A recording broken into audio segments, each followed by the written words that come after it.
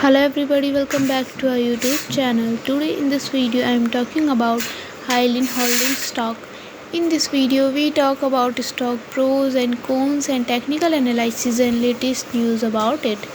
Stock is trading at 1.97 US dollar with 8.80% negative in a day.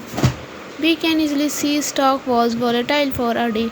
The volume of stock was recently not high, so the fundamental stock is not better for today. Before buying and selling the stock, please consult your financial advisor. Today's video is done.